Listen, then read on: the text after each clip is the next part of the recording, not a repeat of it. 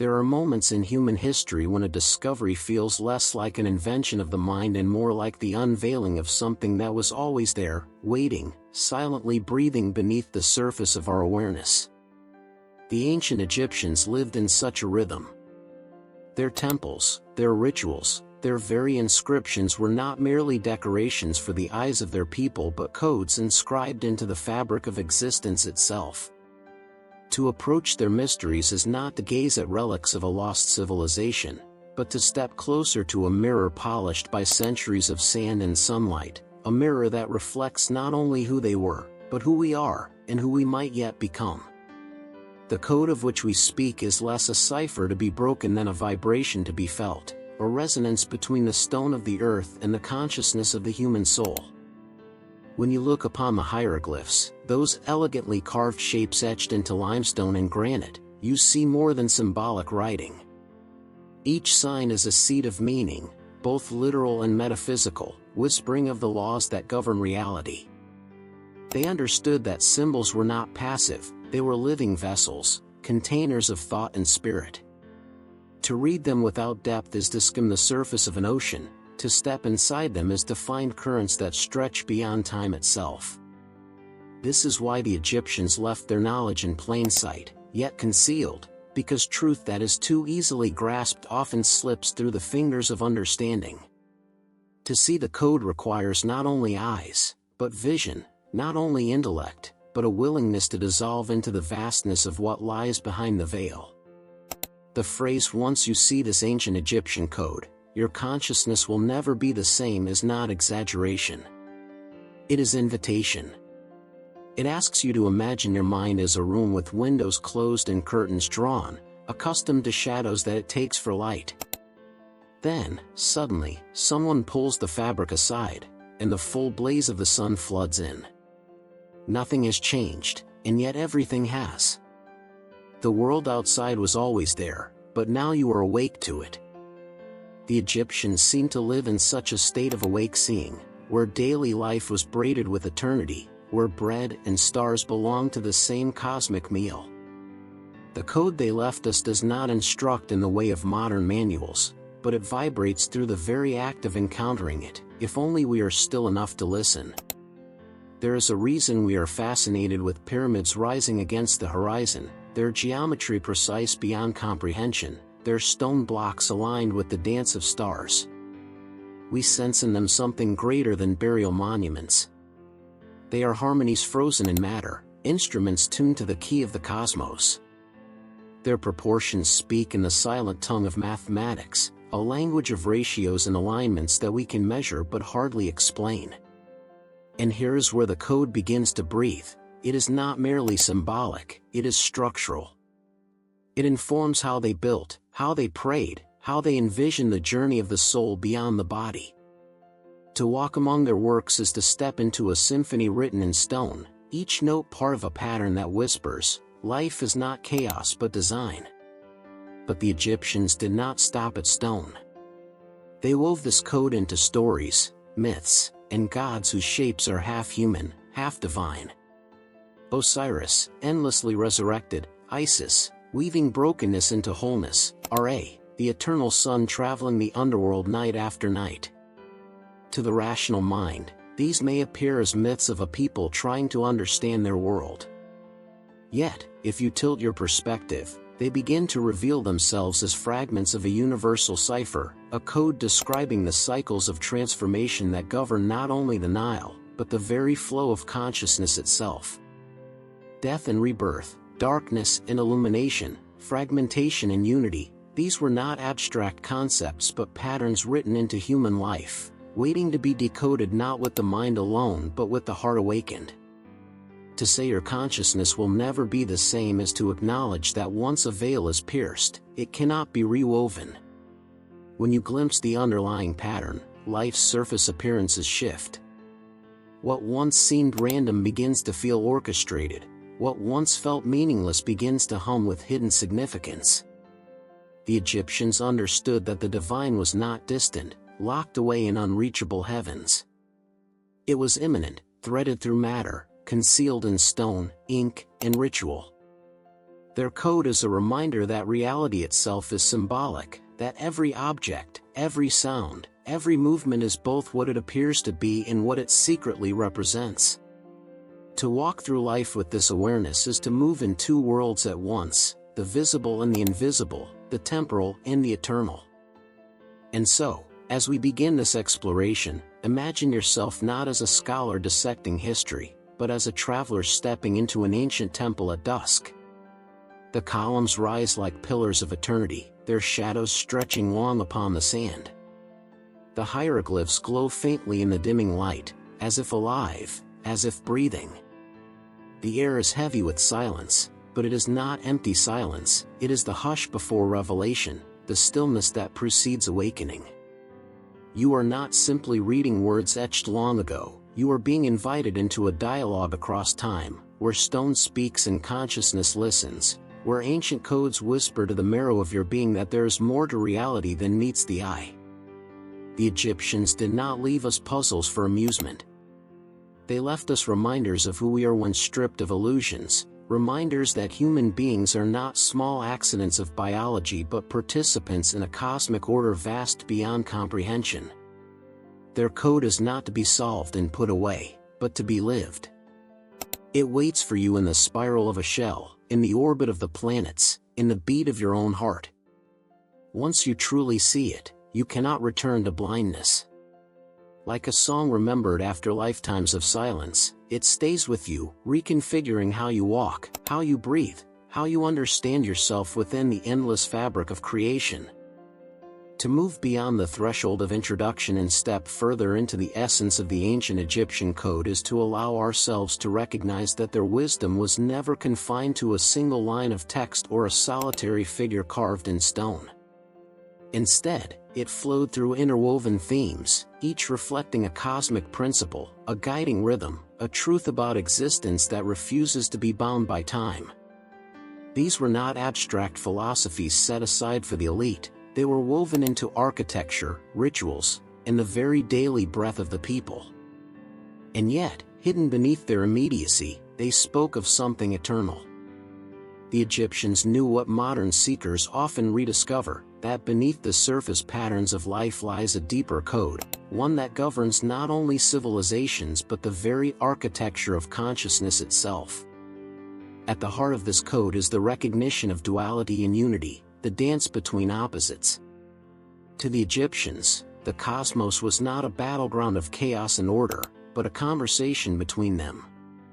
Light emerged from darkness, and darkness cradled the potential for light. Life unfolded from death, and death returned life to its source.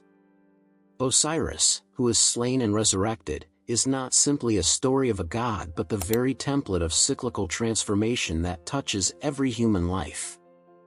The Nile's floods, which brought both destruction and fertility, mirrored this rhythm.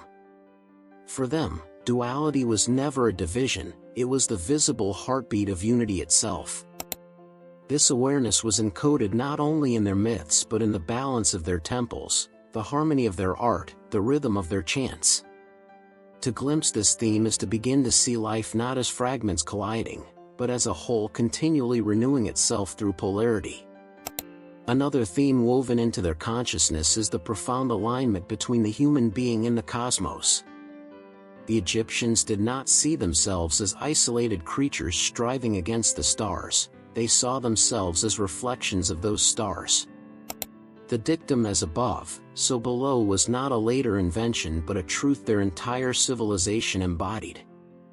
Temples aligned with celestial bodies, pyramids mapped the constellations, and their rituals echoed the motions of planets and suns. They perceived the human soul as a miniature cosmos, carrying within itself the same rhythms of ascent, descent, birth, and transformation that shaped the heavens. To them, a person was not a mere inhabitant of the universe but an integral expression of it, a living hieroglyph that could reveal divine truths if studied with reverence. Time itself, for the Egyptians, was not linear. It was circular, expansive, and spiraling. They lived by cycles, the rising and setting of Ra, the flooding and retreating of the Nile, the waxing and waning of cosmic order.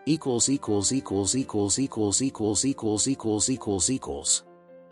If the core themes of the Egyptian code form the architecture, then the symbolic narratives are the living murals painted upon its walls. The myths and stories of Egypt are not mere legends to entertain or frighten, but intricate allegories that open doorways into hidden dimensions of consciousness. They are like keys, each story unlocking a chamber of understanding that cannot be reached through intellect alone. To enter them is to step into a dream woven not of fantasy but of cosmic memory, where gods and goddesses become mirrors for human potential and the very movements of nature reveal themselves as stages of the soul's eternal journey. Consider the myth of Osiris, Isis, and Horus, the archetypal story of death, dismemberment, restoration, and rebirth. Osiris, the noble king, is betrayed and slain by his brother Set, the embodiment of chaos and division.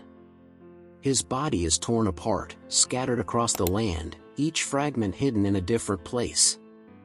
Isis, the devoted sister wife, embarks on a journey of gathering, piecing together the fragments of her beloved, using her magic and devotion to restore him. Though Osiris does not return to the living world, he becomes ruler of the underworld, guiding souls through the cycles of transformation. Their son, Horus, rises as the Avenger, the restorer of balance, bringing the lineage of light back into harmony. On the surface, this myth may seem a tale of power, betrayal, and vengeance, but its code lies deeper. Osiris represents the soul fragmented by the trials of life, scattered through time, memory, and experience. Isis embodies the alchemy of consciousness, the capacity to gather what has been broken and infuse it with love's healing power. Horus is the vision born of this union, the higher self that emerges when fragmentation is reconciled into wholeness. Seen this way, the myth becomes less a story of gods and more a mirror of our own lives. Who among us has not felt fragmented, broken by chaos? Who has not longed for the inner Isis to gather and heal? And who does not sense the Horus within, the clarity that can only emerge from reconciliation? This story is not about the past, it is the eternal allegory of transformation. Another narrative, equally symbolic, is the journey of Ra, the sun god. Each day, Ra sails his solar bark across the sky, illuminating the world. But at night he descends into the underworld, confronting darkness, chaos, and the serpent Apophis, who seeks to devour him. Each night the battle is fought anew, and each dawn he emerges victorious, reborn as the rising sun. To the uninitiated, this might read as mythological explanation for day and night. Yet encoded within it is the recognition that consciousness itself journeys through cycles of light and shadow. Just as Ra cannot avoid his nightly descent, so too must we confront our inner underworld, the fears, doubts, and shadows that coil within us. The victory is never once and for all, but daily, requiring vigilance, courage, and renewal. In Ra's voyage we glimpse our own path. To rise into clarity, we must pass through darkness, again and again, until the dawn of awakening breaks within. The weighing of the heart in the Hall of Ma'at is another potent symbolic narrative. Upon death, the heart of the deceased was weighed against the feather of Ma'at, symbol of truth and cosmic balance. If the heart was light, unburdened by falsehood and imbalance, the soul could pass into eternal life. If heavy, it was devoured by Ammit, the eater of souls. Here, once more, we see not superstition but code. The heart becomes a symbol of consciousness itself, the sum of choices, intentions, and truths embraced or denied. To weigh the heart is to ask whether we have lived in harmony with the rhythms of truth, whether our lives resonate with cosmic order. The narrative reminds us that the real judgment is not by an external deity but by the resonance of our own being. A life out of alignment grows heavy, dragging consciousness into shadow. A life of truth grows light, allowing the soul to ascend. In this allegory, morality and spirituality become one. Truth is not only virtue, it is liberation.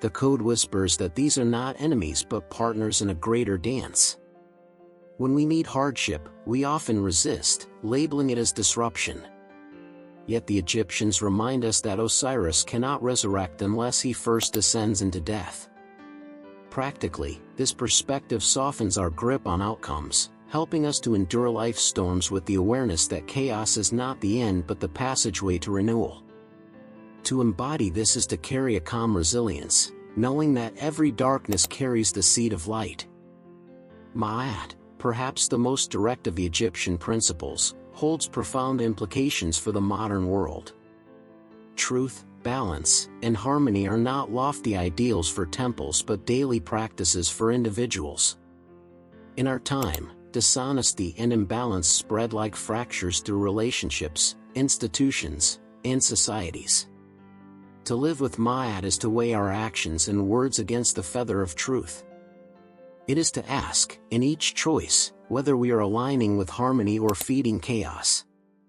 On a personal level, this might mean speaking honestly when silence feels easier, honoring commitments even when inconvenient, or making decisions that sustain balance rather than self-interest.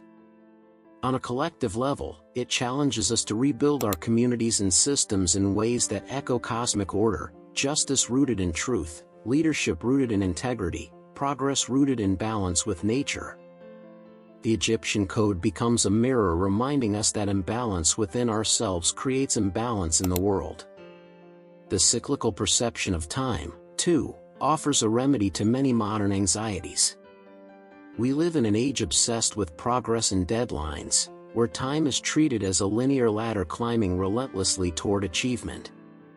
The Egyptians invite us to return to the rhythm of cycles. Just as Ra descends each night and rises each dawn, so too must we honor our own cycles of activity and rest, creation and renewal.